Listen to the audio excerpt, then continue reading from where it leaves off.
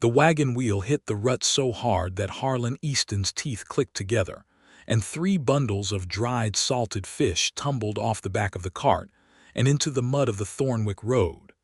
He swore under his breath, hauled back on the reins, and dropped down into the cold morning air to retrieve them, slapping muck off the waxed cloth wrappings with the back of his hand. The gulls were already circling overhead, screaming at the smell of the fish, and the wind coming off the Asher Straits cut through his canvas coat like a blade. Harlan was 31 years old, built lean and weathered from too many years on rough roads, with dark hair that needed cutting and hands that were scarred from rope and crate corners in equal measure. He was not, by any measure, a remarkable man. He knew this. He had known it for most of his life. But he knew the Thornwick Peninsula better than anyone, and he knew what waited at the far end of it. The peninsula stretched southwest from the mainland like a crooked finger, 8 miles of salt grass and basalt shelf and scrub pine, narrowing to a rocky point where the tidal flats cut it off completely from the world twice a day. At high tide, the Thornwick became an island, and whatever lived there was entirely alone.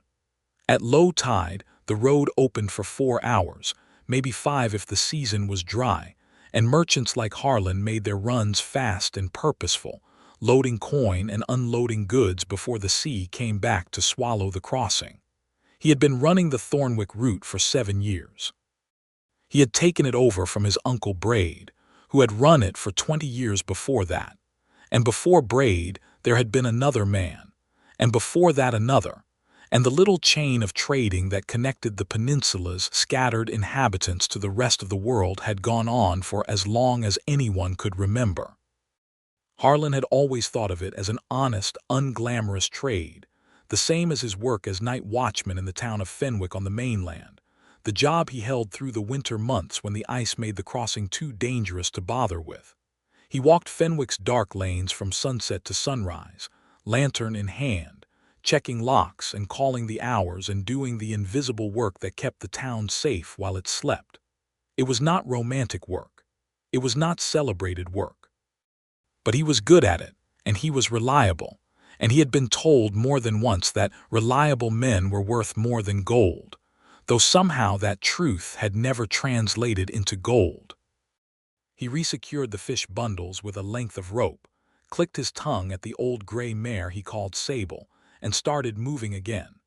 The camp appeared about 2 miles before the peninsula's midpoint, tucked into a fold of rock and wind-bent pine that gave it partial shelter from the worst of the straight winds. It had been there for just over a year, though for the first 6 months Harlan had not known whose it was. He had only known that someone lived there, and that they were running dangerously low on supplies.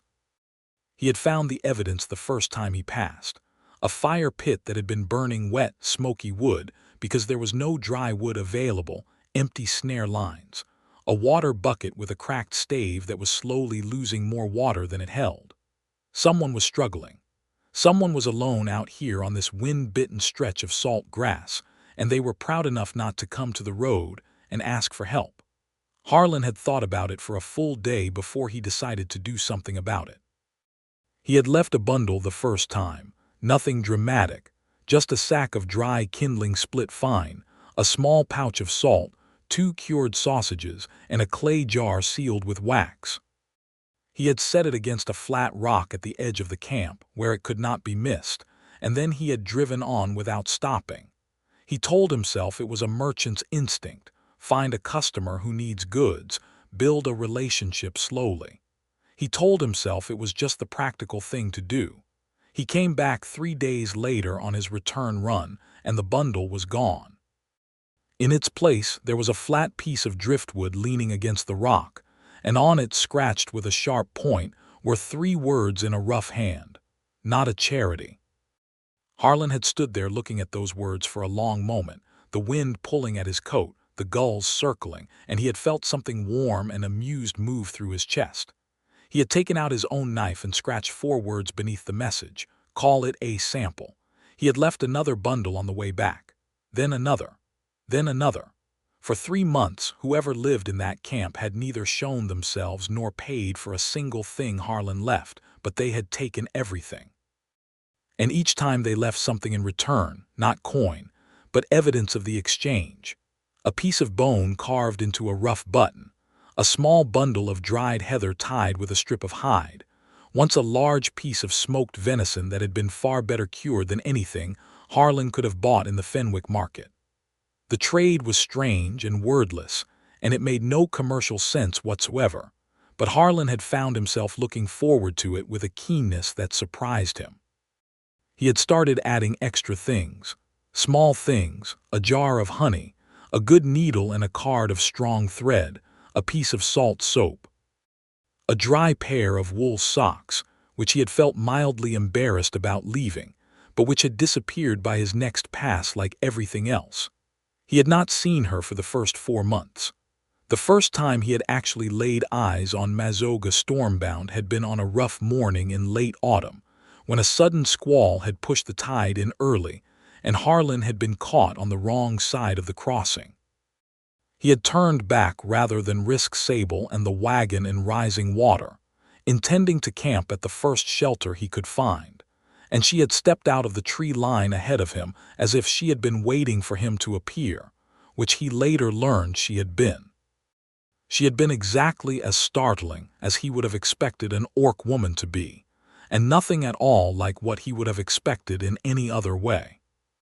She was tall, 6 feet, and then some, broad-shouldered and powerfully built in the way of her people, green-skinned in the deep way of a summer oak, with dark hair worn loose and wild from the wind, and tusks that curved upward from her lower jaw in the elegant arc that orc scholars apparently called the warrior's crown, though Harlan had never been much of a scholar of anything. Her eyes were amber, the bright particular amber of firelight caught in a bottle of good whiskey, and they were absolutely fixed on him with an expression that communicated several things at once, among them, "I know exactly who you are, I am not afraid of you, and I have not yet decided whether you are worth my time." She was wearing a fitted leather bodice over a laced linen undershirt, dark green in color, the leather tooled along the edges with a pattern of running wolves, laced tight up the front and tucked into high-waisted breeches of heavy boiled wool the color of storm clouds. Over that she had a traveling cloak of oiled hide, open at the front, and at her hip she wore a long belt knife in a sheath that had seen serious use. She was the most arresting person Harlan had ever seen in his life, and he was aware, in the strange split-second clarity that extreme moments sometimes produce, that his heart had done something involuntary and ridiculous in his chest. She had looked at him for a long moment and then said, in a voice that was low and direct and carried no particular warmth, "Your road is closed." "I know," he said. "You could have sheltered at the Fenwick Way station. It was closer to come back this way." Her amber eyes moved over him, measuring. "You are the one who leaves things." It was not a question. "Yes," he said, "I do not accept charity. You accepted everything I left." She had gone still for a moment, and then something very brief moved across her face, not quite a smile, not quite annoyance, something caught between the two that had fascinated him completely. "I accepted goods," she said. "The debt is recorded." "No debt," he said. "I'm a merchant. I'm building a customer relationship. I have no coin. I've noticed." He had looked at her steadily, not flinching from her gaze, not backing up a single step. "That venison you left me was worth more than what I'd given you up to that point, so actually I owe you." Another silence. The wind drove hard off the straight and she did not move an inch in it, rooted as a standing stone. "You can shelter in my camp," she said finally. "There is space for your horse." He had sheltered there that night, and they had sat across a fire from each other and spoken with the careful, deliberate honesty of two people who do not know each other but who have, somehow, already passed the part of the relationship where they need to be dishonest. She told him she was Mazoga, of the Stormbound clan, which had broken apart 3 years ago in the aftermath of a bad treaty and a worse winter. She had come to the Thornwick Peninsula because it was remote and defensible, and because her clan's enemies would not bother to look for her on a wind-hammered spit of land cut off by the tide. She was not hiding, she told him, with something that dared him to push back on the word. She was choosing her ground. He told her he was Harlan, and that he ran this route 7 years running, and that he watched over Fenwick in the off-season, and that he had been doing both for long enough that he could no longer remember clearly what he had been planning to do with his life before the route and the night watch had swallowed it whole. She had looked at him across the fire with those amber eyes and said, "Do you like your life?" He had thought about it honestly. "Most of it," he said. "Some parts of it are very quiet." "Quiet is not a problem," she said. "No," he agreed. "But quiet and alone are different things." She had said nothing to that, but she had looked at the fire for a long time after, and the way she looked at it told him that she understood exactly what he meant, and that she did not have an easy answer any more than he did. He had driven away the next morning when the tide went out, and he had felt the absence of her like a pulled tooth, sudden and raw and surprising. That had been 8 months ago. Since then, he had continued his runs. He had continued leaving supplies. She had continued accepting them and leaving things in return, better things as time went on, cured hides, foraged medicines in small clay pots, once a beautifully fletched set of arrows that Harlan did not own a bow for but kept anyway because they were beautifully made, and because she had made them. They had spoken a handful of times when his route and her movements intersected at the right moment. Each conversation was shorter than it should have been and left him thinking about the next one for days. He did not fully name what was happening to him. He was not a man given to extensive self-examination. He only knew that the Thornwick run had become the center of his year in a way that had nothing to do with the coin it brought him. And now it was early summer, and the evening air was warm enough to smell of salt and flowering gorse, and Harlan had spent the whole of the previous night lying awake in the way station on the mainland side of the crossing, listening to the tide come and go and turning over a thought he had been carrying for weeks. He was going to see her tonight, not because his route required it, not because he was passing and there was a natural stopping point. He was going to see her because he had quietly, thoroughly, and without much chance of reversal, fallen in love with a woman who lived alone on a tidal peninsula, and who had told him plainly that she did not accept charity, and he had no idea what to do about it except to go. He had loaded the wagon more carefully than usual that morning. The standard goods for the Far Peninsula settlements, bolts of cloth and salt and dried goods and a barrel of lamp oil. And then, tucked in separately, wrapped in good waxed cloth and tied with a piece of bright red cord because she did not own anything red and he had noticed this. A jar of good honey from the Fenwick market, a block of the white soap she liked, 2 good needles with a card of strong thread, a quarter wheel of hard cheese, 3 pounds of dried apples, and a thick wool blanket dyed deep blue, because the nights were still cold out here even in summer, and the one he had seen in her camp was worn through at the edges. He was not subtle. He knew he was not subtle.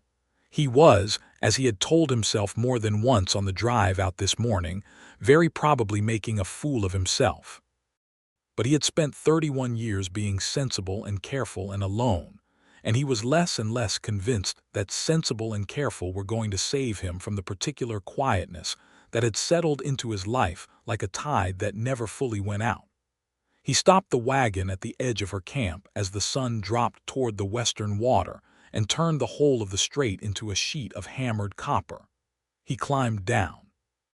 He unloaded the bundle he had brought for her, setting it against the flat rock where he always left things, and straightened up, and found himself looking at the camp with a sudden and complicated feeling in his chest.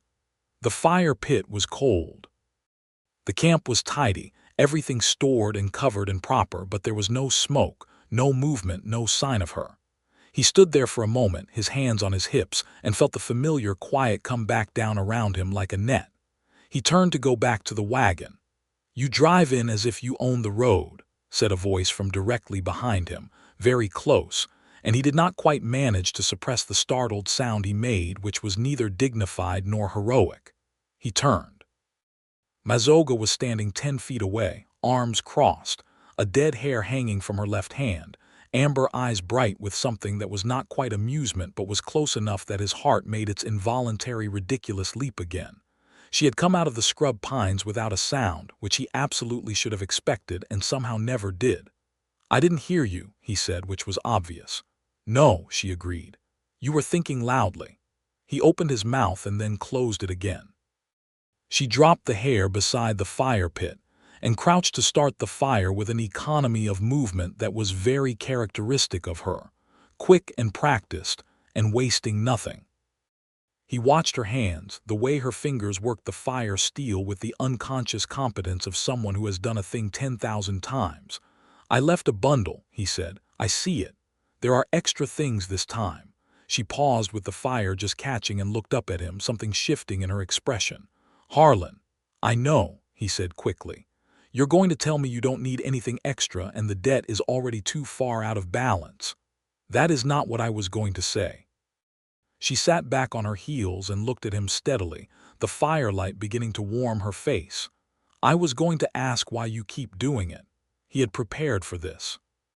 He had rehearsed, in the way station the night before, several versions of a sensible answer that would not make him sound foolish or desperate or like a man who had been falling in love with a near stranger over the course of 8 months of wordless trades and 2 short conversations. None of those answers came out when he opened his mouth. "Because I think about you," he said. "All the time. Between runs, during runs, in the off-season when I'm walking Fenwick's lanes in the dark. I think about whether you have what you need out here, and whether the camp is holding up, and whether you're warm enough. And I know that sounds like I'm treating you as if you can't take care of yourself when you clearly can, better than most people I know. But that's not what it is. What it is that I have been walking away from this camp for 8 months, and every single time I do it, I want to turn the wagon around." The fire had fully caught. She was looking at him across it with an expression he could not read, those amber eyes steady and unblinking. "You are afraid of me," she said. "I was," he said honestly. "The first time you're very formidable. And now I'm afraid of doing this wrong." She stood up to her full height, which meant she was looking down at him by a good 4 inches, and he did not back up, and the fire was between them, and the copper light of the setting sun was behind her, and the orange light of the fire was in front of her, and she was, in that moment, the most beautiful and terrifying and extraordinary thing he had ever seen in his life. "I have been waiting for you," she said, and the simple directness of it hit him somewhere behind the sternum. "Not waiting at the road, not watching for the wagon, but I have been waiting for you to say the true thing instead of the careful thing."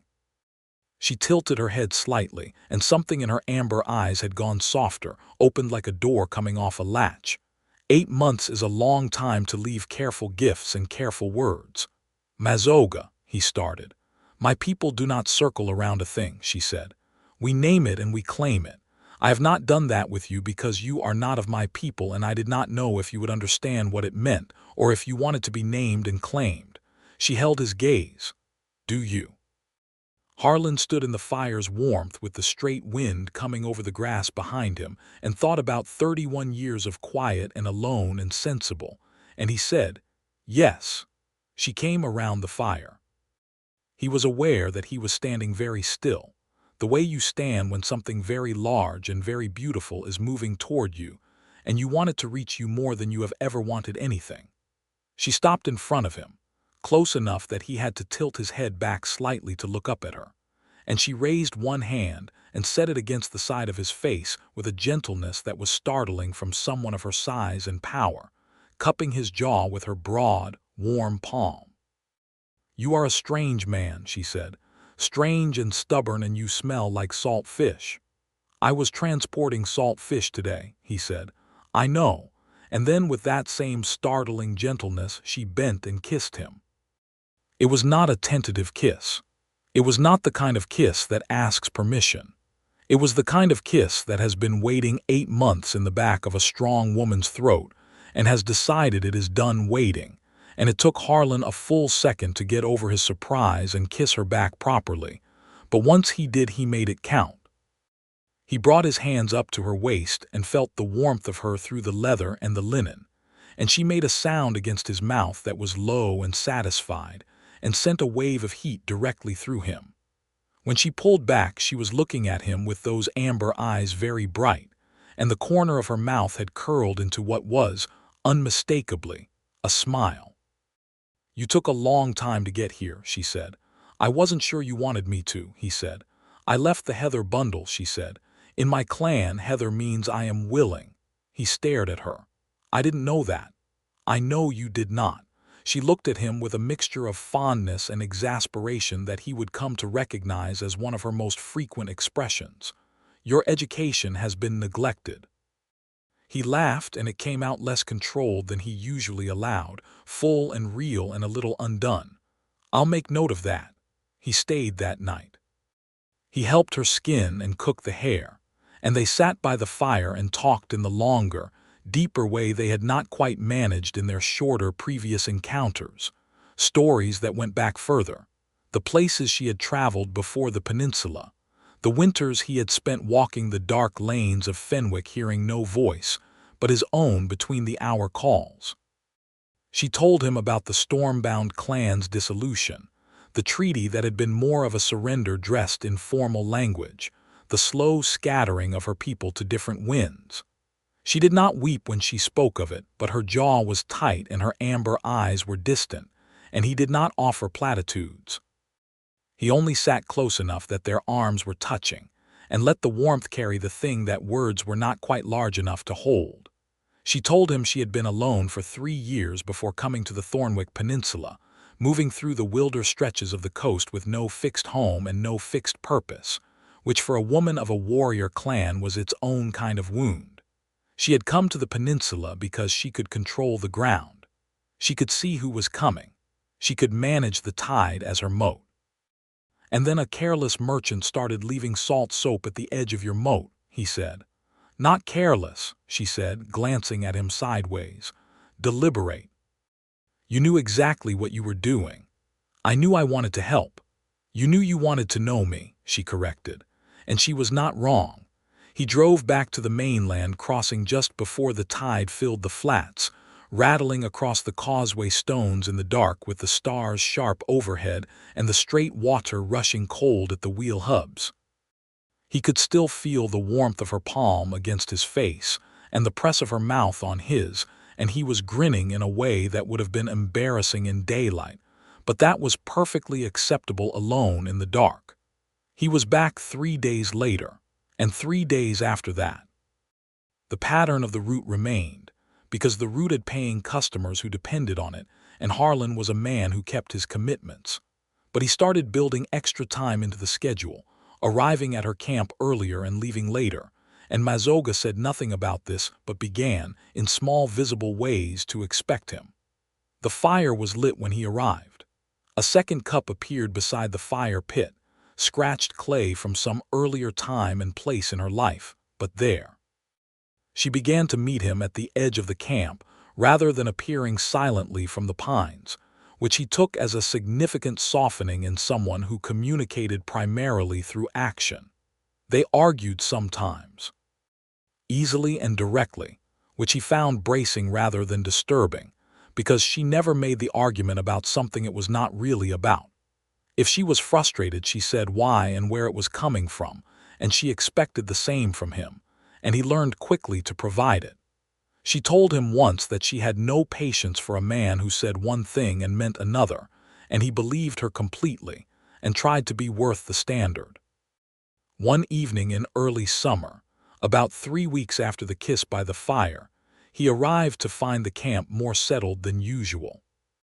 She had, since his visits became regular, made several small improvements: a better windbreak, a storage platform for her dried goods that kept them off the ground, a simple frame for curing skins stretched between 2 pines.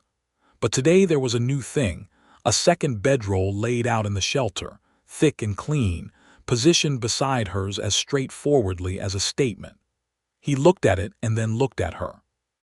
She was at the fire with her back to him, stirring something in the pot, and he could see from the set of her shoulders that she was waiting to see what he would do. He set down his goods and said, "I'll need to be back at the wagon before the tide." "I know when the tide is," she said to the pot. "Right," he said. He walked to the fire and crouched beside her and looked at the side of her face, and she turned and looked at him, and the amber of her eyes was very steady. "I'm not going anywhere," he said, in case that was the question.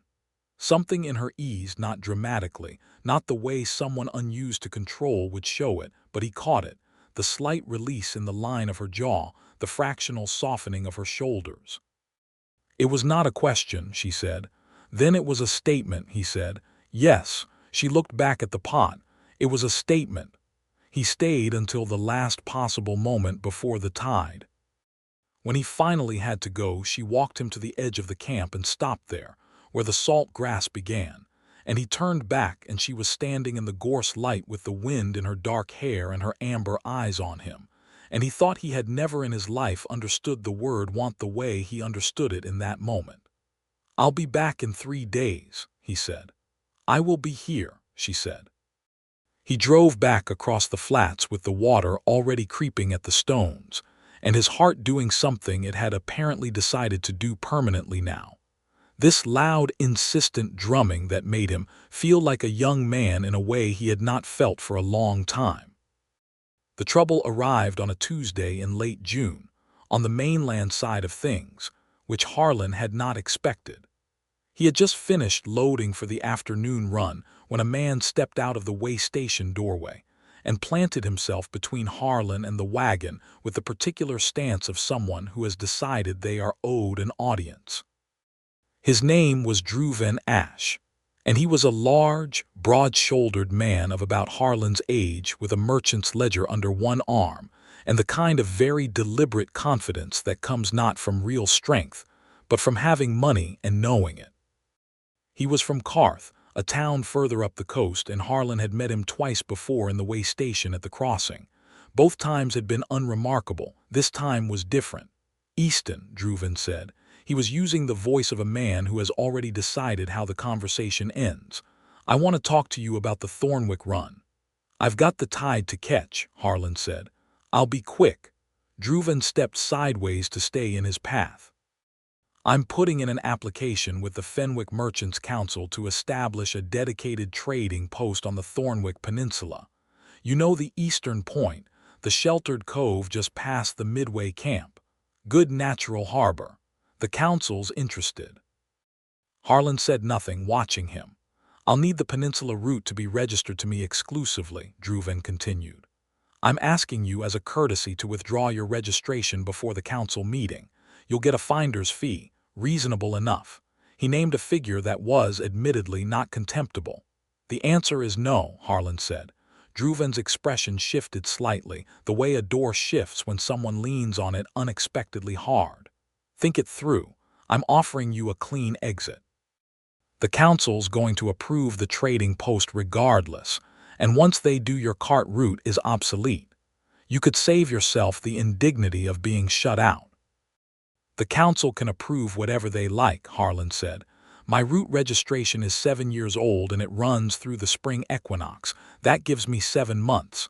Easton," Dreuven's voice had gone flatter. "There is a woman living on that peninsula, on the Midway stretch." Harlan went very still. "She is an orc," Dreuven said. "She has no formal right of settlement, no deed, no clan treaty, no writ.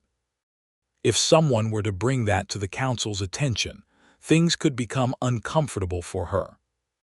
Harlan took one step forward and put himself directly in front of Dreuven Ash and looked up at him with an expression that Dreuven apparently did not expect from a root merchant who smelled of salt fish.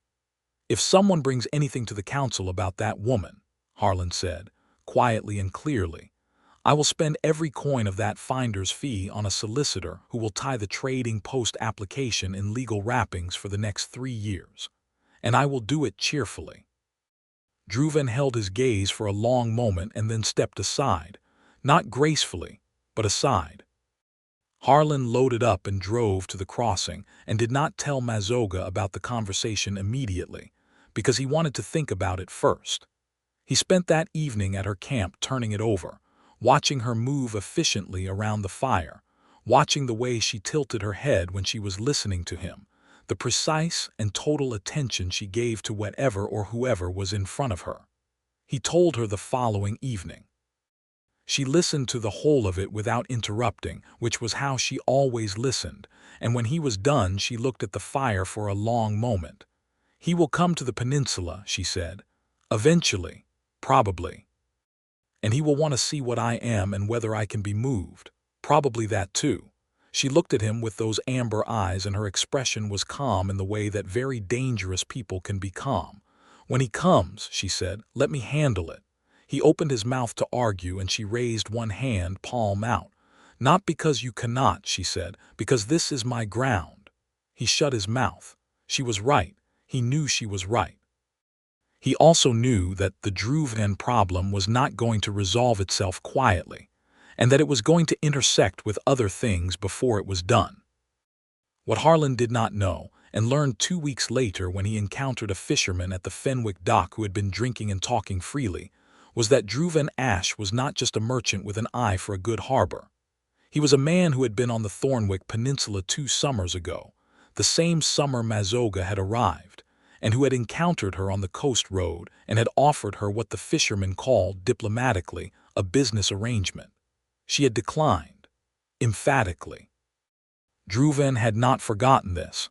This was not a business dispute about a trading post. This was a man who had been told no by a woman he had decided should not be able to tell him no, and who had spent 2 years finding a more powerful lever to move her with. Harlan sat with this knowledge for a day and a half and then drove to the peninsula and told Mazoga, and watched her expression go through several things in sequence, none of them comfortable. "I wondered if it was him," she said quietly. "I did not let myself be certain." "You've been careful," he said. "Since then?" "Yes." She looked at her hands, then out at the straight. "He does not accept that I am not a thing to be had. Men like him never do." "No," Harlan agreed. "They don't." She turned and looked at him. "I'm not afraid of him, Harlan. I want to be clear about that." "I know you're not," he said. "That's not what's bothering me." "What is bothering you?" He looked at her steadily. "That he's going to try to take something from you, and I know it, and I have to sit with that." She studied him for a moment, and then she did something he had not quite seen her do before. She reached out and took his hand, not gently, with the full, strong grip of her hand around his, and held it. "Then sit with it together," she said. "That is also what I am here for." He turned his hand over and held hers back, and they sat like that as the sun went into the water and the tide came up around the flats, and neither of them spoke for a long time, but the silence was the good kind now. Druvin Ash appeared on the peninsula on a Saturday afternoon in early July, and he did not come alone. He came with 2 men from his trading house, and a written document from the Fenwick Merchants' Council that he clearly intended to use as authority, and he drove his wagon past the Midway camp toward the eastern point without stopping. But Harlan happened to be on the return leg of his route, and he saw the wagon going and turned Sable around and followed. There was a settlement at the eastern point, a small one, 6 families who fished and grew a little and kept goats. The goat keepers and fishers were suspicious of Druvin by nature, the way peninsula people are suspicious of mainland money arriving with a document in its hand, but they were listening because he had coin and the document had a wax seal on it, and wax seals carried weight. Mazoga came over the headland at the same time. Harlan came up the road, and the 2 of them arrived at the edge of the little settlement from different directions within minutes of each other. Druvin was standing in the open ground near the fish-drying racks, speaking to the settlement's elder, a weathered woman named Gret who had lived on the point for 40 years and distrusted everyone equally. Druvin saw Mazoga first. His expression moved through surprise and then into something that was controlled and sharp and immediately unpleasant. "The orc," he said, addressing the settlement rather than her, using the word as a category rather than a person. "She has been occupying the Midway stretch for over a year with no deed and no right of settlement. I have raised this with the council."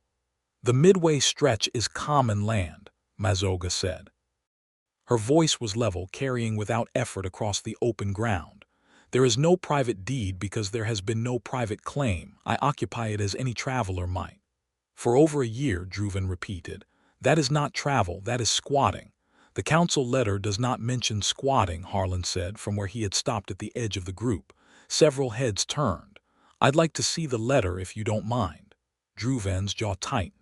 This is not your business, Easton. My route registration covers this peninsula, Harlan said. He kept his voice easy and reasonable. Anything that affects the route is my business. And anything that affects the people on this peninsula is my business as their merchant. Can I see the letter? There was a pause. Gret the elder looked from Harlan to Druven and held out her hand. Let the man see it, she said, and let me see it again properly. Druven handed the letter over with the controlled manner of someone who has not lost yet and intends not to. Harlan read it. It was, as he had suspected, a letter of inquiry rather than any kind of authorization, a preliminary document that asked the settlement whether there were any concerns about unauthorized occupation of the Midway stretch. It was not a warrant. It was not an eviction notice. It was a fishing expedition looking for an excuse. He handed it back to Gret. It's a query letter, he said, not an order. The council is asking, not telling. Gret looked at it again and then handed it back to Druven with the flat expression of someone returning a substandard fish. Seems like you drove a long way to ask a question, she said. Druven looked at Mazoga. It was the look of a man who has been in this situation before and has more moves to make. I will make this simple, he said to her, addressing her directly now. I am establishing a trading post at this point. I need the Midway stretch cleared and available for my supply wagons. I am prepared to compensate you for the inconvenience of relocation. No, she said. I have backing from the council. You have a question from the council, Harlan said, which I just read. Druven turned on him. Stay out of this. She is on my route, Harlan said. She is not a waypoint on your route, Druven said. She is a problem and I am resolving it, and your attachment to her is your own concern and has no bearing. My attachment to her, Mazoga said, and her voice had dropped to something very quiet and very steady. The way a river goes quiet before a waterfall is not a subject you will discuss. Druven looked at her and something in him shifted in the way things shift when a man has run out of polite tools and is considering impolite ones. I am patient, he said, but my patience is not infinite. You will not be able to hold this ground. I held it before you arrived, she said. I will hold it after you leave. You should leave now. He left, eventually, in the rigid-backed manner of a man who has decided this is a tactical withdrawal and not a retreat. But he left, and Gret watched him go with the expression of a woman who has sent plenty of mainlanders back across the flats, and Harlan stood at Mazoga's shoulder and felt the air between them charged with something that was part tension and part pride, and part the specific electricity that comes from standing together against a common thing. After Druven's wagon had disappeared up the coast road, Gret looked at Mazoga and then at Harlan with equal and measured regard. Troublesome man, she said. Yes, Mazoga said. He'll be back. Gret looked at the letter in her hand and then put it in her apron pocket, presumably to use as kindling. They always come back. I know, Mazoga said. Gret looked at Harlan. Is she registered with your route formally? Harlan thought quickly. She can be, he said. As a supplier, I've been receiving goods from her camp for almost a year. Cured skins, foraged medicines, arrows, preserved meat. That makes her a supplier on my register. Gret raised an eyebrow looking at Mazoga. Is that true? Mazoga looked at Harlan with an expression that was, under the surface, very warm. Yes, she said. It is true. Then she's a registered supplier on an active merchant's route, Gret said. That gives her presence here a commercial basis, which gives her more standing with the council than an unlicensed squatter. She nodded once, the nod of a woman who has solved a problem to her satisfaction. I'll write a letter of support for the council file.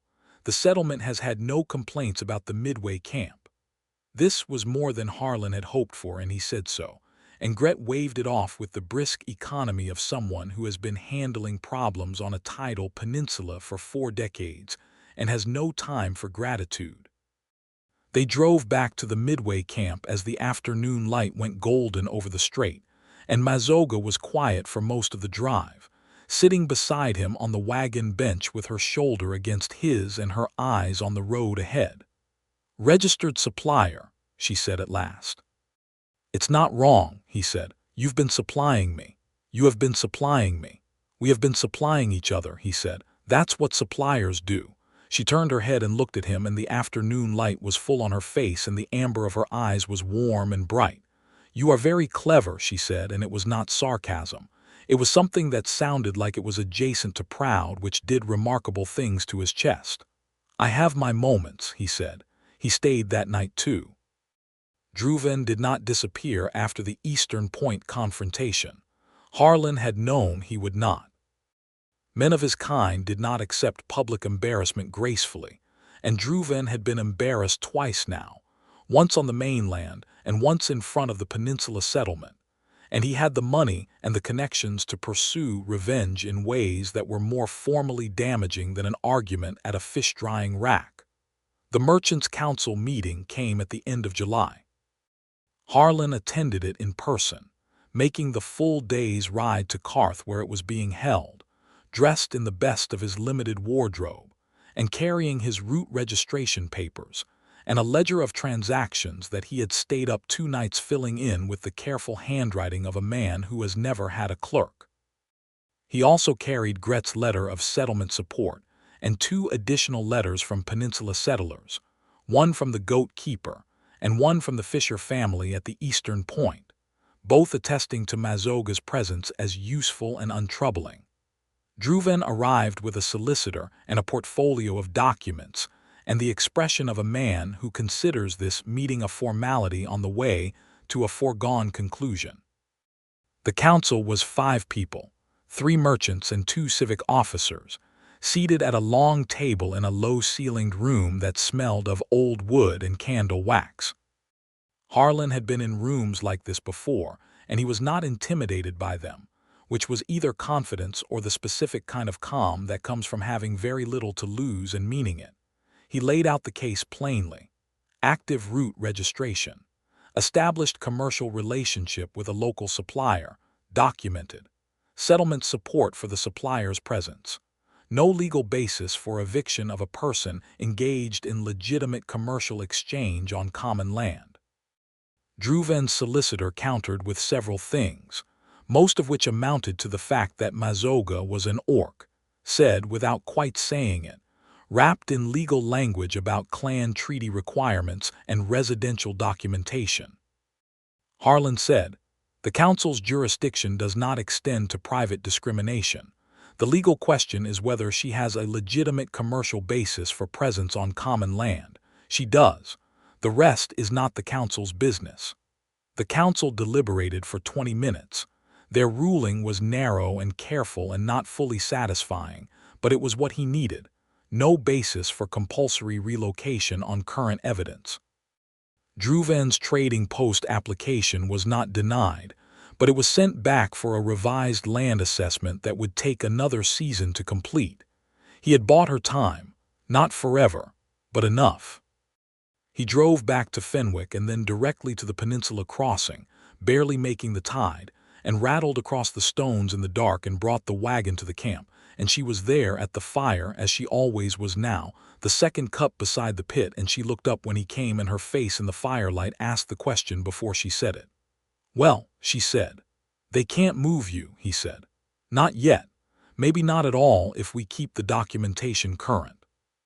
She was still for a moment, and then she stood, all of her, rising to her full height, and she crossed to him and she took his face in both her hands this time, the large, warm hands of her, and she looked at him with those amber eyes very close and said, "What did you do?"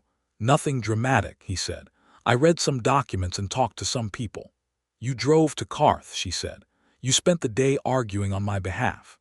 "I spent the day arguing for what was right," he said, "which included you." She kissed him again. And it was different from the first kiss in the way a homecoming is different from an introduction, deeper and more certain, and carrying the full weight of everything that had happened between the first and now.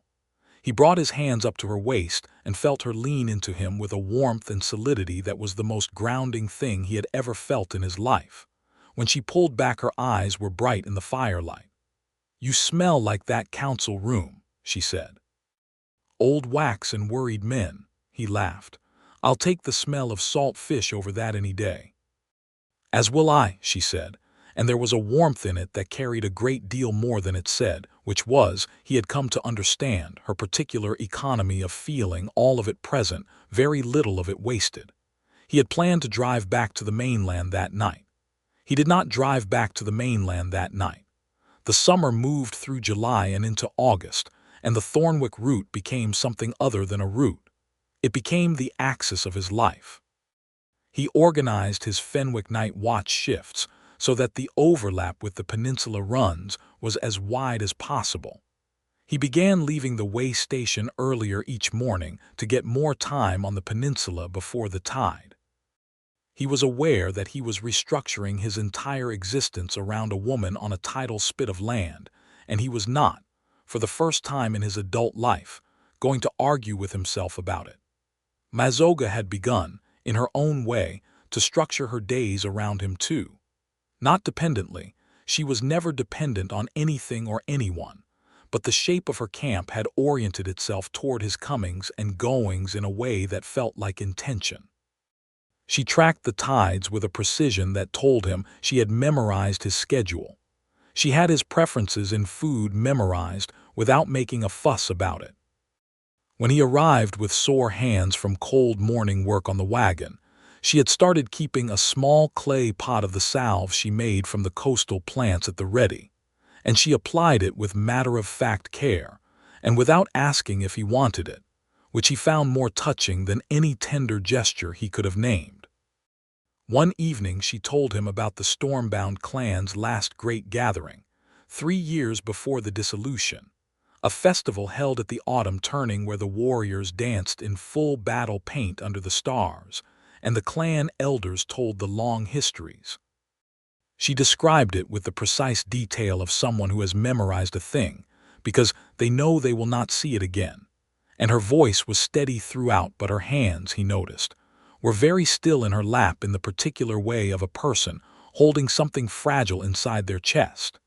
He told her about the first winter he had worked the night watch in Fenwick alone, the winter after his uncle Braid had died and left him the route and the watch both.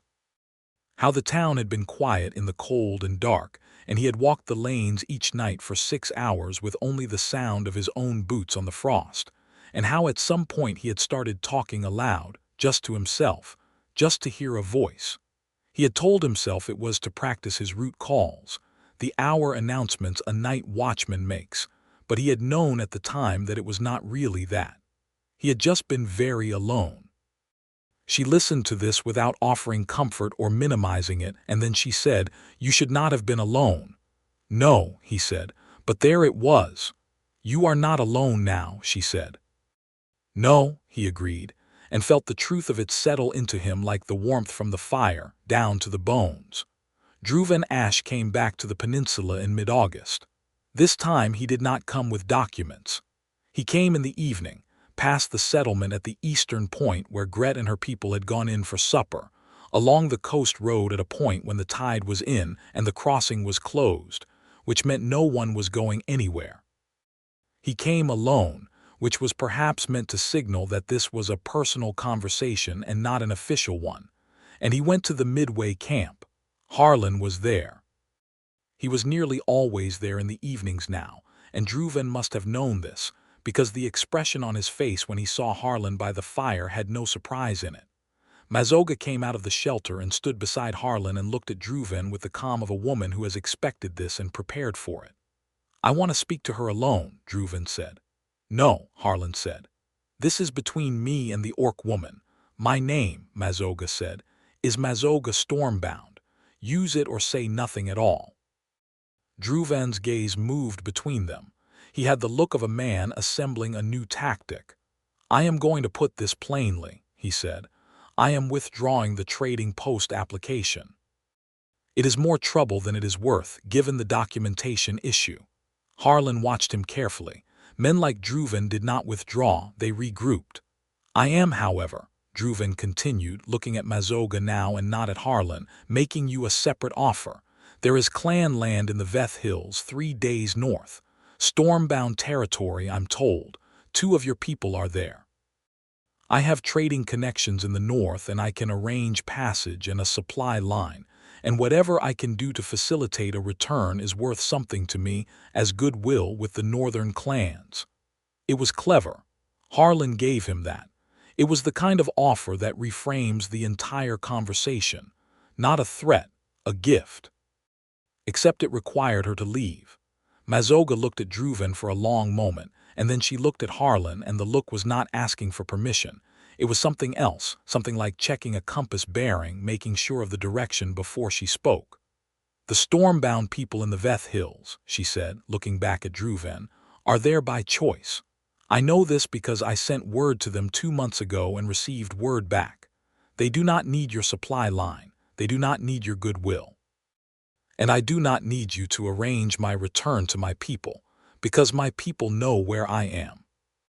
Druven's expression had gone carefully neutral, the controlled face of a man absorbing information he did not have before. I am here by choice, she continued. I will remain here by choice. There is nothing you can offer me that I want, because what I want is here. She did not look at Harlan when she said it, but the slight shift in her weight in his direction said everything that words would have been redundant to say. You are making a mistake, Druven said. He meant it to be cold, and it came out somewhere between cold and unhappy, which was more revealing. It is mine to make, she said. Go home, Druven Ash.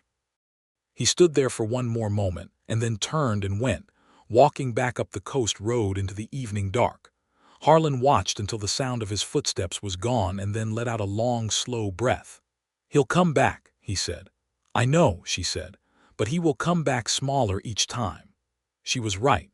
He did come back once more in September, and that time he brought 2 of his trading house men and a new set of papers, and that time it came to a real confrontation. But that night in August, watching him disappear into the dusk, both Harlan and Mazoga stood easy by the fire and the straightforward fact of what she had said. What I want is here was the warmest, best thing in the air between them. He reached over and took her hand without a word. She let him have it and curled her fingers through his, and they stood there like that until the fire needed tending. The September return of Druven Ash was the worst of it, and it happened in the great hall of the settlement at the eastern point, which was not actually a great hall, but was the largest covered space on the peninsula, a long building of driftwood and stone, where the settlers sometimes gathered for bad weather and worse news. There had been a late summer storm that had pushed the tide in hard and trapped a mixed group of people on the peninsula, Harlan among them, and the settlement had opened the hall for shelter. Druven and his 2 men had been caught on the peninsula by the same storm, coming back from an inspection of the Eastern Point Cove that he had apparently carried out despite the council's ruling, which told Harlan everything he needed to know about Druven's regard for council rulings. The hall was crowded and damp and smelled of wet wool and fish, and there were about 30 people inside when Druven arrived, which included the full Eastern Point settlement, Harlan, Mazoga, and a handful of travelers who had been passing through. Druven took one look at the assembled group and apparently decided that an audience was a useful thing. He had a document. Harlan did not know what the document was, but it had a seal on it, and when Druven held it up in the lamplight, the room went quiet in the way rooms do when official-looking paper appears. I have here, Druven said, to the room and not to any particular person, a statement from 3 members of the Fenwick Merchants' Council disputing the supplier registration of the occupant of the Midway camp. If the registration is disputed and referred to formal review, the occupant has no commercial basis for residency pending the outcome. That review can take until the spring. He looked at Mazoga, who was standing near the wall, and his expression was the expression of a man who has been planning this for weeks and is pleased with himself. By spring, he said, The land assessment for the trading post will be complete. At that point, I will have a formal land use application that supersedes common land access. The Midway camp will be within the trading post's declared territory. He paused. Unless the occupant wishes to come to terms now, rather than wait to be removed in the spring. The room was very quiet. Harlan was across the room from Mazoga, near the door, and he looked at her and she looked at him, and her face was composed and flat in the way it went when she was controlling something large, and he knew that what she was controlling was the very justified fury of a woman who has been pushed and is reaching the end of what patience allows. One of Druven's men pulled a knife. It was not a dramatic draw. It was more like a reminder, a man's hand moving to rest on the hilt with the blade half out, the silent language of armed men everywhere that says, "I am willing to make this physical." He was looking at Mazoga when he did it. What happened next was very fast. Druven moved forward, one step, toward Mazoga, and Harlan crossed the room. He did not think about it. He was not heroic about it. He simply crossed the room and put himself between Druven and Mazoga with the complete and simple intention of a man who has decided that there is exactly one place in the world he needs to be, and that is it. He was aware, in the way you are aware of all significant things in the moment they are happening, that the man with the knife was close, that the blade was now fully clear of the sheath, and that the room had gone the very particular still of people who have just realized this is real and not theater. Druven stopped. His man with the knife looked uncertain, which was the right response, because threatening a traveling merchant in a room full of settlers who know that traveling merchant is a very different calculation from threatening an orc woman who the room is disposed to distrust. Gret came out of the crowd. Gret had been on this peninsula for 40 years, and she had seen more storms, more hard winters, more difficult mainlanders, and more trouble than most people twice her age. She walked out of the crowd to stand beside Harlan, and she had the look of a woman who is entirely done with the evening's entertainment. "Put that away," she said to the man with the knife, in the voice of someone who expects to be obeyed and usually is. The knife went away. Gret looked at Druven Ash with the flat, measuring regard of a long-experienced person confronting a waste of good time. "Whatever documents you have," she said, "can go to the council. In the meantime, you and your men can sit in that corner and be quiet, because we have 30 people sheltering from a storm and you are making the air worse." She looked around the room. "Anyone else with something to say about the Midway camp can say it to the council, in writing like a civilized person." She looked at Mazoga. "Sit down, woman. I'll find you something warm." Mazoga sat. Harlan stayed where he was for another moment, looking at Druven, and Druven looked back at him with an expression that had gone from calculated to something more complicated, something that had in it the grudging recognition of a man who has misjudged the strength of what he is up against. "This is not finished," Druven said, but it was quieter. "In the morning," Harlan said, "the tide will be out and the road will be open, and you can take your documents and go back to Karth. And you can think carefully about whether you want to push this to a formal council hearing, because I will be at that hearing with everything I have." Druven said nothing else. He sat in the corner Gret had pointed at, and his men sat with him, and the storm continued outside, and the room gradually returned to the damp and unremarkable business of sheltering people waiting out bad weather. Mazoga was sitting on a bench near the fire at the far end of the hall, and Harlan came and sat beside her, close, their arms and legs touching all along their length in the press of the crowded room. She looked at him for a long moment. "You put yourself in front of the blade," she said. "I put myself in front of you," he said. "The blade was incidental." She looked at him in the particular way she had of looking at him when he had done something that moved her and she had not decided yet how much to show. Her jaw was tight. "That was foolish," she said. "Probably," he agreed.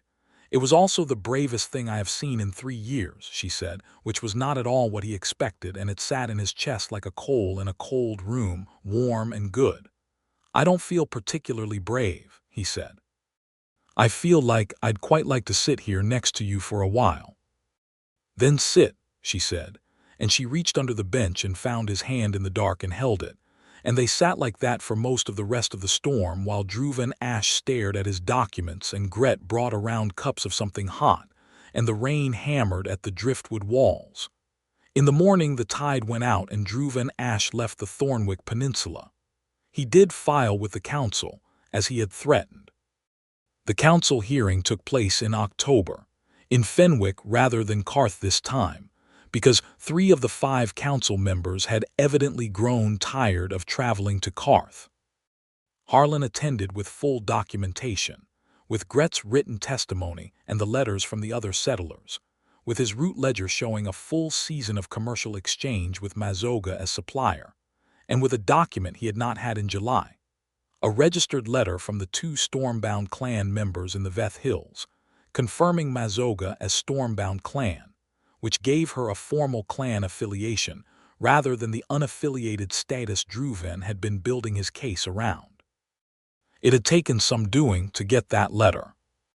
He had sent 3 messages north over 2 months before it arrived, and when he had put it in Mazoga's hands, she had gone quiet and still in the way of a person receiving news they had hoped for but not quite let themselves believe in. She had read the letter 3 times. He had not pushed her for a reaction. He had only refilled her cup. The council hearing went against Dhruven's petition on 4 of 5 points. The disputed supplier registration was upheld. The land assessment for the trading post was returned for a 3rd revision on procedural grounds, which effectively ended it. There was no timeline given for its resumption.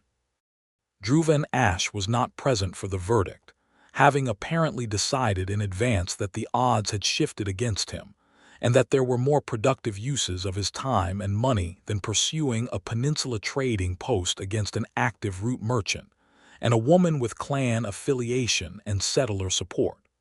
He was not seen on the Thornwick Peninsula again. Harlan drove back from the Fenwick hearing in the cold October dark, crossing the flats on the last edge of the outgoing tide with the stars very sharp overhead, and the cold coming off the water with real teeth, and he felt, all through the bone-cold drive out to the Midway camp, the sensation of a thing being completed, not ended. Completed, the difference between a road that stops and a road that arrives somewhere. She was at the fire. She was always at the fire now. She looked up when he came and read the answer in his face before he spoke. "It's done," she said. "It's done," he said. She held her hand out across the fire and he came and took it and she pulled him down beside her and he sat with her shoulder against his and the fire in front of them and the cold dark of the peninsula all around, and neither of them said anything for a while because there was not much to add. "The Veth Hills letter," he said finally. "Yes. The clan members who signed it. Are they well?" She was quiet for a moment. "Better than I feared," she said. "Worse than I hoped, but living." She paused. "They asked about me, whether I was well. I wrote back and said yes." He waited. "I also told them about you," she said. He turned to look at her. She was looking at the fire, and in the profile of her face, the strong jaw and the amber eye and the upward curve of the tusk, there was something open that she usually kept back, something that was naked and direct the way her people were in all things when they had decided that this was worth being naked and direct about. "What did you tell them?" he asked. She turned and looked at him. "I told them I had found my person," she said, "and that he was a traveling merchant who smelled of salt fish and kept leaving supplies at my camp without being asked." He felt a fullness in his chest that was not quite describable. "What did they say?" "They said to bring you for the winter gathering." She held his gaze. "If you are willing." He thought about the winter gathering, which he had gathered from her descriptions was the principal social event of what remained of her clan, held in the Veth Hills at the deep of winter when the old year turned. He thought about what it meant to be brought to it, and he thought about what she had just called him. My person. Her person, not her merchant. Not her trader or her supplier or even her friend, though he was all of those things, her person. "I'll need to arrange coverage for the Fenwick Watch," he said. She looked at him for a moment. "That is not a refusal," she said. "No," he said. "It's logistics." She made a sound that was unmistakably a laugh. It was a rare enough thing that he always felt it like a gift, low and brief and real, nothing performed about it. She reached up and laid her palm against his face again the way she had done the first time, and he leaned into it the way he always did, and she looked at him with those amber eyes very warm and very close. "You will come," she said. It was not quite a question and not quite a command, and it was absolutely certain. "I'll come," he said. The Fenwick watch coverage was arranged. Old Tomlin, who had been walking watch in the northern quarter for 12 years and still had more energy than most men 20 years his junior, agreed to take the full watch for the weeks Harlan would be away, and Harlan paid him well and left a detailed handover of anything unusual he had noted in the southern lanes. He organized the route so that it would be handled by a cousin of his, who ran a similar trade out of the next town up the coast, and who owed Harlan a significant favor from 2 winters back. He packed what he needed for a winter journey north, which was not much because he was good at traveling light, and he made a point of packing the things he had noticed Mazoga would want at a clan gathering. A good knife to give as a gift because she had told him once that showing up to a storm-bound gathering empty-handed was considered reckless optimism. A piece of strong rope because rope is always useful, and a small bottle of the good honey mead from Fenwick that had taken him 3 trades and a fair bit of explaining to acquire. They left the peninsula on a cold, clear morning in late November, Mazoga on foot because she had no horse and preferred foot travel in any case, covering ground with the long, steady pace of someone who has been walking long distances since childhood, and Harlan beside her on Sable, who he had decided to bring partly because the old mare would be useful, and partly because the thought of leaving her at the way station for weeks made him feel guilty in a way he found mildly embarrassing. The road north to the Veth Hills was 3 days in good weather and 4 in bad. The weather was variable, which meant 3.5 days, including one afternoon where a cold squall drove them off the road, and under a tree that Mazoga had scouted with the instinct of someone who always knows what the landscape is doing. They sheltered under the tree with Sable on a picket and a small fire built from dead wood she found with apparent ease, and they sat against each other's warmth in the lee of the storm, and Harlan thought, "This is the life," not meaning a grand or spectacular thought. Meaning simply, this, specifically this being here in this moment, is the thing I have been looking for. She was watching him with the amber eyes.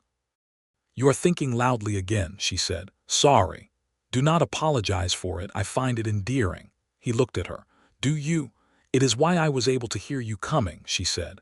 "All those months, you thought so loudly on the road that I knew you were coming before I could see the wagon." He laughed and she smiled, and the rain hammered at the branches overhead and they were warm. The Veth Hills rose on the second day, dark and forested and genuinely beautiful in the way of places that have been shaped by hard weather over a long time. There were 2 settlements there, small but real, and the storm-bound people who remained were more than Mazoga had expected, which Harlan could see from the way her face changed when they came through the trees into the clearing where the winter camp was laid out. 11 people, 12 with a woman who was in from the south for the gathering, all of them various ages, all of them storm-bound by the look of them, and all of them turning to look as Mazoga and Harlan came into the firelight. There was a moment. There is always a moment when a human man walks into an orc gathering, when the air has to decide what it is going to do. Harlan had known this was coming, and he had thought about it, and he had decided that his policy would be the same as it always was when he was somewhere new. He would look people in the eye, he would speak plainly, and he would not flinch at whatever came first. What came first was a very large orc woman of about 50 years who had the look of someone who had made and executed difficult decisions for a very long time, with gray-streaked hair and eyes that were nearly the same amber as Mazoga's. She looked at Harlan, looked at Mazoga, looked back at Harlan. "You are smaller than I expected," she said. "I get that a lot," he said. She looked at him steadily for another moment and then said something in the storm-bound tongue to Mazoga, which Harlan did not have but which he was working on.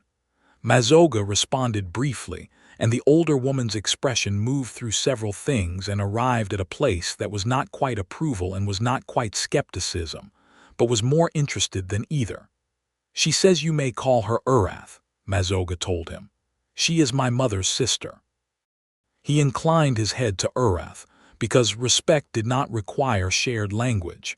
She nodded back, the crisp nod of a woman who is withholding full judgment and finds this completely appropriate. The gathering lasted 4 days. They were among the best 4 days of Harlan's adult life, and he was aware of this while they were happening, which was unusual and good. He sat in the long evenings while the Stormbound told their histories, understanding less than a third of it and following the sense of it better than he expected.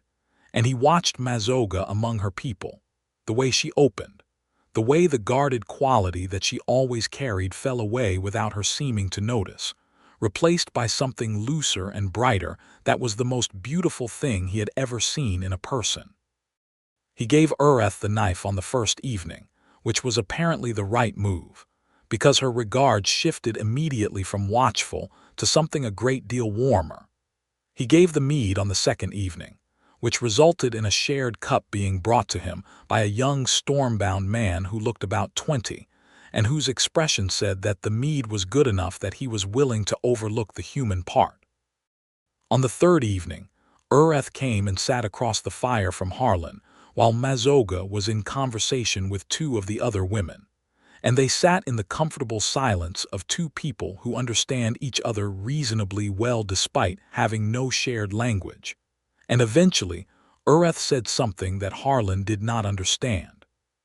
She repeated it slowly and pointed at Mazoga, and then at Harlan, and then pressed both her fists together, which was a gesture he did not have the precise translation for, but the meaning of which was entirely clear. He nodded. She looked at him for a long moment with those amber eyes. Then she said one word in the common tongue, which she had apparently had the whole time and had simply not chosen to use until now. The word was, "Good." She got up and went back to the fire, and Harlan sat with the word and felt it settle in alongside everything else, warm and solid and real. On the 4th evening, the last night of the gathering, there was a ceremony of the winter turning that the Stormbound observed. Harlan did not understand all of it, but the shape was clear enough. Promises made to the year that was ending and to the year that was coming, spoken aloud in front of the gathered clan. He had not expected to be asked to participate, because he was a guest and because the ceremonies of a people are their own. But Mazoga came and stood beside him as the ceremony began, and she leaned down and said quietly into his ear, "You do not have to speak, but if you wish to, I will translate." He thought about it for the length of the first person's promise, which was long and formal and deeply felt. Then he said, quietly, "Tell them I am grateful for the fire and the welcome, and that I intend to stay." She looked at him. "Intend to stay where precisely?" she said, and there was a light in her amber eyes that was half amusement and half something much bigger than amusement. He looked up at her. "With you," he said. "On the peninsula or here or wherever you go, I'll arrange for the route to run itself. Tomlin can watch Fenwick. I've been thinking about it for 2 months." She was very still. "You said I was your person," he said. "I'd like to be your person, formally, permanently, in whatever way your people recognize that kind of thing." She looked at him for a long moment, and he had the sense of a very large and very important door opening, the kind that once opened does not close, and he was not afraid of it at all. "In my people's way," she said, "the claiming is done by carrying. The one who chooses carries the one they choose into the gathering and declares them." Her voice was steady and her eyes were very bright. "It is considered a statement of intent." He looked at her, this woman who stood 4 inches above him and could lift him without effort, and he felt the laugh come up warm and real in his chest. "I had wondered," he said, "if it went that direction." "Does it trouble you?" she asked. "No," he said, and he meant it completely. The thought of being chosen, carried, claimed by this woman, declared hers in front of her people and the winter fire and the turning year, filled him with something that was not embarrassment and was not pride and was not simply happiness. It was all of those things woven together into something warm and permanent and exactly right. "Mazoga," he said. "Yes. Carry me in." She looked at him for one more moment, making sure, and he held her gaze and did not look away, and she nodded, one firm decision of a nod, and then she crouched down and gathered him up with the easy strength of her people, one arm under his knees and one behind his back, and stood, and he was in her arms looking up at the winter stars over the Veth Hills while the fire crackled, and the clan turned to look. She walked into the firelight carrying him, and she said something in the storm-bound tongue, short and clear and direct. The way she said everything, and the word she used at the end he recognized because she had taught it to him in the 3.5 days of travel. It was the word for chosen. Urath, who had been watching from her place at the fire, made a sound that was the storm-bound equivalent of exactly right, and the gathering around the fire settled into the warm noise of people who have witnessed something good and are pleased by it. Harlan, who was being carried by the woman he loved in front of her people and the winter fire, looked up at Mazoga's face and found her looking back down at him with those amber eyes warm and absolutely certain. And he thought, 31 years of quiet and careful and alone, and here is where the road went. She set him down beside the fire, and Urath handed them a shared cup, which they drank from together while the ceremony continued around them. And the year turned, and the fire burned, and the storm-bound people told their histories into the dark. Later, much later, when the fire had burned low and most of the clan had gone to their shelters, Mazoga and Harlan sat together in the winter dark with their backs against a smooth boulder and the sky full of stars that were very sharp and cold overhead, and the warmth between them was entirely sufficient. "The peninsula," she said. "In the spring." "In the spring," he agreed. "I'll have the route back by then. Tomlin will be ready to hand over the watch." He paused. "I was thinking of building something more permanent at the Midway camp. Not a house, not yet, a better shelter, proper storage, maybe a small dock for when the tide is in." She was quiet for a moment. "You have been planning this?" "Since August," he said. "Maybe before." She turned and looked at him with those amber eyes in the stardark. "You left the first bundle," she said, "at the rock." "Yes, you knew what you were doing." "I knew I wanted to know you," he said. "That's all I knew." She considered this. "The heather," she said. "You really did not know what it meant." "I really did not know," he said. "I thought it was just a nice gesture." "Next time I leave you heather," she said, "you will know." "Is there going to be a next time?" She looked at him with the expression that was the warmest version of herself, the open one, the one she kept for him. "Harlan Easton," she said. "I sent you heather in the 3rd month. I have been trying to tell you something for a very long time." He laughed and pulled her close, and she came to him with the ease of long practice now, settling against him with the warmth and solidity that was the most grounding thing in his life. Her arm came around him, and she was larger and stronger than him in every measurable way, and she held him the way she held everything she valued, fully, with complete and absolute intention. He looked up at the stars over the Veth Hills, sharp and cold and very far away, and he felt running through him from the center out the particular and unrepeatable warmth of being exactly where you are supposed to be, with exactly the person you are supposed to be with. "I'll get up earlier," he said, "on the spring route. Leave the camp by the dark of the morning so I can get to you before midday." "You do not need to do that," she said. "I know I do not need to," he said. "I want to." She was quiet for a moment, and then she said simply, "Then I will have the fire lit." And that was it, the whole shape of the thing, plain and true as anything he had ever known. She would have the fire lit. He would come. The tide would go out and the road would open and he would cross the flats with the wagon and the old gray mare and whatever the settlements needed. And at the Midway camp, the fire would be burning and the second cup would be out and she would be there, watching for him, and the road would arrive somewhere instead of just stopping. He brought her closer and she let him, the storm-bound stars above and the winter fire's last warmth on their faces, and he did not think about what came after because what came after was more of this. More of her voice and her hands and her amber eyes and her economy of warmth given full and real to him, and her people who had said good and carried a cup to him, and the road out to the peninsula at the winter tides. He was not alone. He was not quiet in the empty way. He was chosen and carried and claimed, and the woman who had done the choosing was warm against his side under the stars, and it was, without question, the best thing that had ever happened to him. He had started it all by leaving a bundle of dry kindling and 2 cured sausages against a flat rock on a windswept tidal peninsula, because someone was struggling and he could not drive past that. And she had left 3 scratched words on a piece of driftwood, not a charity, and he had written 4 words back. And 8 months of salt fish and honey and heather and quiet gifts and careful words had led here, to the Veth Hills in winter, to her arms, to her fire, to her people saying good, to the word chosen spoken in the storm-bound tongue in front of the winter fire. Worth every salt fish. Worth every cold morning on the crossing stones. Worth every slow night walking Fenwick's dark lanes, calling the hours into the frost. He pressed his face briefly against her hair and breathed her in, warm and wood smoke and wild herbs and the cold of the hills, and she tightened the arm around him just slightly, the way she always did when she knew he needed it, and the year turned and the stars burned on.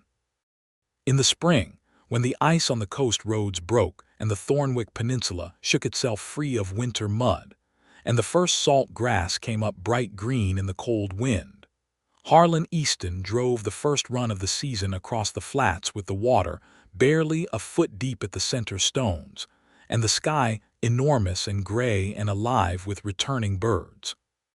He had a wagon full of the standard goods, and in the back wrapped in good waxed cloth, the materials for a better shelter at the Midway camp. Heavy timber planks, good roofing felt, iron brackets, new rope and a second door bar because she had only one and one was not enough.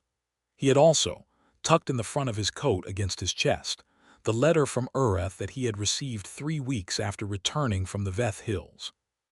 It was in the storm-bound tongue, which he was learning in earnest now with the help of a small vocabulary she had begun teaching him. He had translated it haltingly and imperfectly, but enough to know its shape. It was a formal statement of recognition, which was what the storm-bound did instead of what other peoples might call a blessing. It said, in the formal way of such things, that Harlan Easton was recognized as the chosen of Mazoga Stormbound, of the Stormbound clan, and that this was recorded and acknowledged by the remaining clan.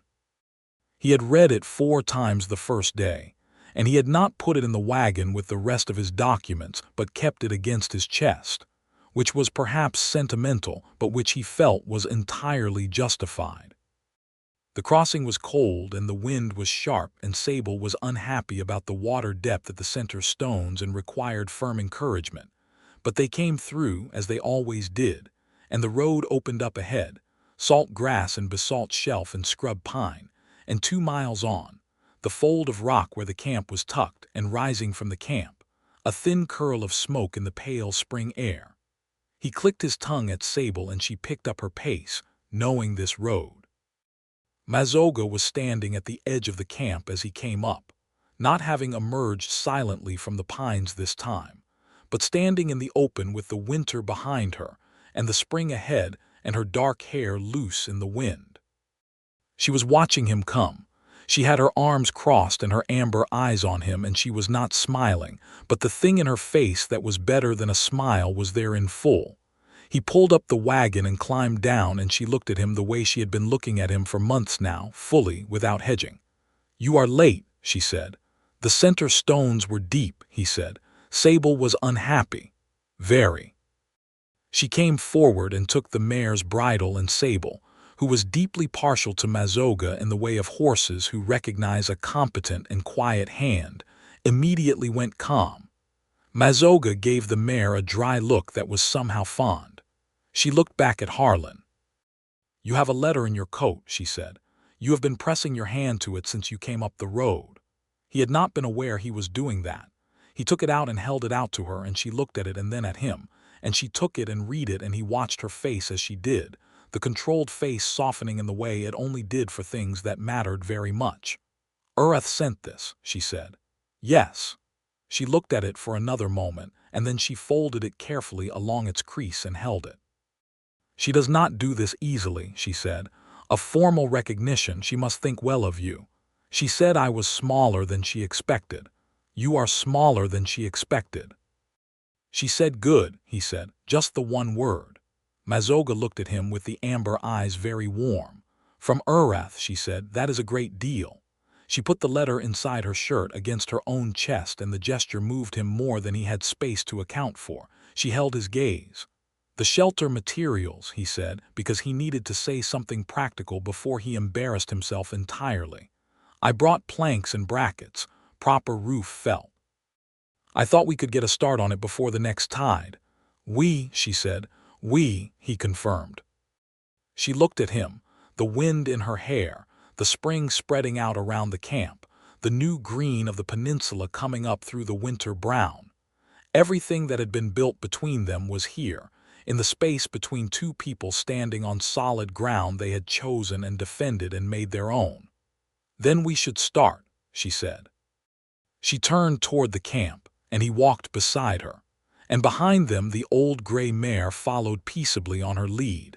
And the fire in the pit was burning, and the second cup was out, and the Thornwick Peninsula was cold and bright and completely theirs.